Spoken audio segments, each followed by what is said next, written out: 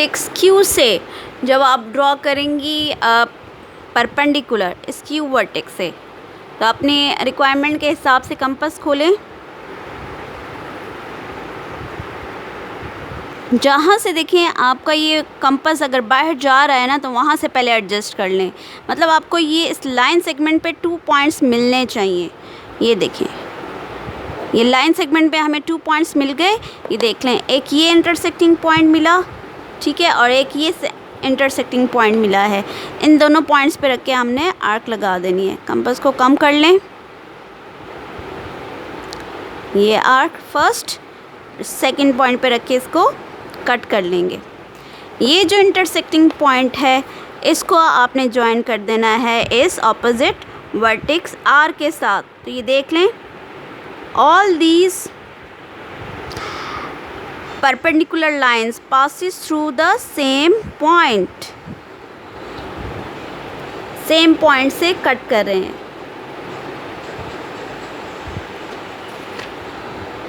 ये आगे आपने डॉटेड फॉर्म में करना है, ठीक है।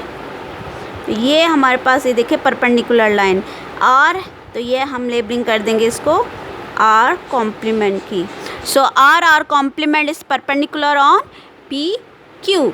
तो ये हमारे पास all these perpendicular lines, all these altitudes intersect at point O, so they are concurrent. तो ये कंक्यूरेंट हुए।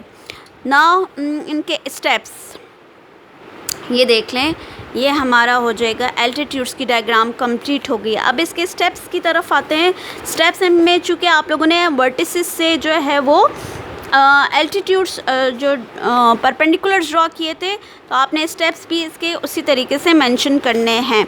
अब यहाँ देखें, जिस तरह फ्रॉम वर्टेक्स P से हमने परपेंडिकुलर ड्रॉ किया था, ये ड्रॉ किया था PP कॉम्प्लीमेंट इस परपेंडिकुलर ऑन QR। ये देख लें, PP कॉम्प्लीमेंट जो है, ये PP कॉम्प्लीमेंट इस परपेंडिकुलर ऑन QR। इस QR पे ये परपेंडिकुलर है, ठीक है। This is the symbol of perpendicular, ये सिंबल है परपेंडिकुलर का।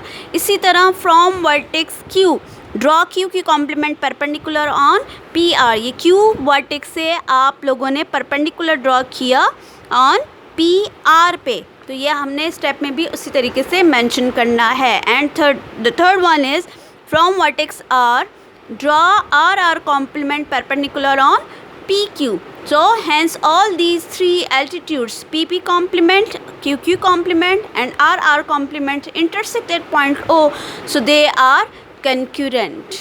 Clear?